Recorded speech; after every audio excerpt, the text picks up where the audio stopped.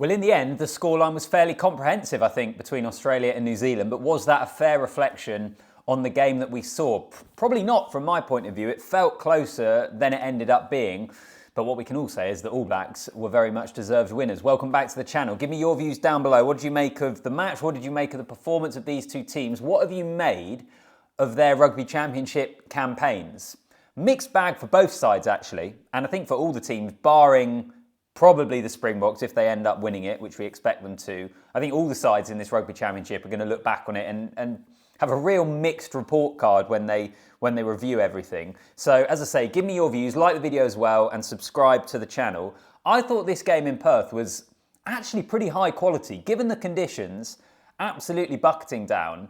I thought it was a pretty high quality game. It didn't have the kind of knife-edge jeopardy and uncertainty that we had in a lot of the other rounds, because New Zealand always kind of kept the Wallabies at arm's length, didn't they? But nonetheless, I thought the skill level was really, really good, and I'll get onto that.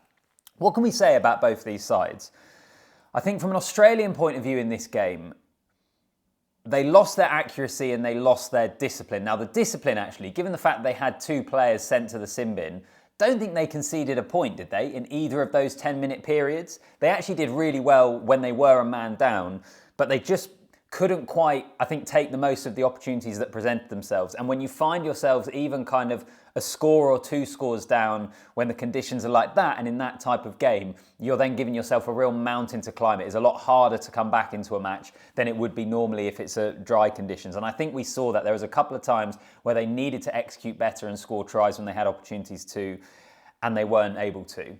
And the Rugby Championship as a whole from Australia, there are loads of positives to take from this. You look back at the two performances against South Africa, that win at Ellis Park, the incredible comeback victory against Argentina, but then quite a lot of frustrations as well. The last three matches have all been defeats. These two games against New Zealand, I think they'll have a lot of frustrations from. They will feel they should have done better and beaten Argentina in that second match. They ended up losing. And I think more than anything else, they have to stop digging themselves these holes. They are finding themselves down and chasing games way too often this season. They've got 5 games still to go. They're playing Japan, and then they've got all the matches up here in the Northern Hemisphere, which I think starts at Twickenham on that first weekend in November.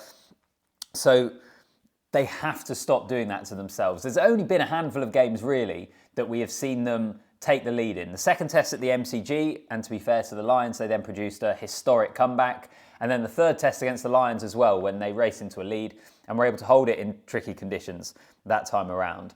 I don't think there's been any other games, has there, that I can think of. I guess you got the Fiji game right at the start of this season. They've dug themselves into holes too often. That has been a feature of games for Australia.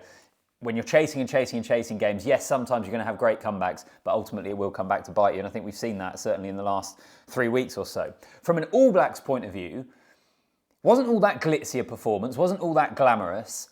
I thought that was a really smart, tactical, quite mature performance actually from this side that we keep questioning, rightfully so, because their results are up and down, they're inconsistent.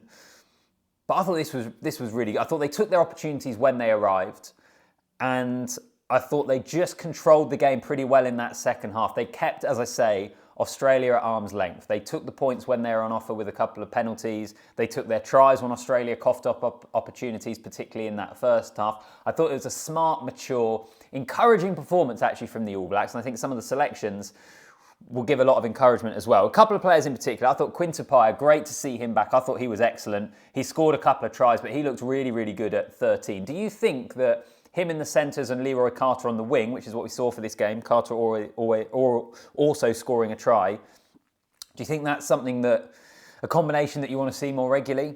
And then the other guy is Cam Roigard, who we've spoken about before. It's no secret, I think, how key he is to the All Blacks. For me, this game underlined it. He is so clearly their best 9 by an absolute mile. And I know they've got other guys there that are good options. Finlay Christie, Cortez Ratimer played today. I think Cam Roigard is one of the most important players in this All Blacks team at the moment. I think we saw why again today. But Quinn Tupaia, as I say, I thought he was very, very good. I think one of the things that will frustrate Australia the most from this game is it was their mistakes that often led to the All Blacks tries. You look at the 3 tries they conceded in the first half. So they went 3-0 up to the penalty from Tain Edmed after 6 minutes. They then conceded a try to Leroy Carter 7 or 8 minutes into the game, which was basically because they messed up the restart. They coughed up the ball, they gave up field position, and New Zealand capitalised. They lost a line out for the second try, and to be fair to New Zealand, their ruthlessness, because I think the line out was in the New Zealand half, but their ruthlessness in getting down the pitch and scoring the try for the second try was very, very good. And then the third one was the restart was straight out from Tain Edmed on the full, and then it came from the scrum, which restarted the game. 3 errors, 3 tries. That's what I mean when I say it was a really mature, smart performance, efficient performance from the All Blacks, and where some of those Wallabies mistakes just came back to bite them. Both those things, if you're an All Blacks fan, you're looking at that and you're saying, we've been given 3 opportunities, we've been able to take them, that's brilliant. If you're a Wallabies fan, you're looking at that and saying, you cannot keep making those little errors that then turn into big errors. So that for me was pretty significant part of this game. And when you look at actually, I think it was both Quinn Tupaia tries, wasn't it? Was it 33, 35 minutes, bang, bang, end of the half in those conditions. Really tight game up until that point. Didn't take the game away from Australia, but it built a comfortable enough lead, which they actually then built upon with the Mackenzie penalty in the second half, that just, as I say, arm's length. They always kind of had them at arm's length from that point. Those 2 quick-fire tries were absolutely essential. I want to finish off the video by mentioning James Slipper, though.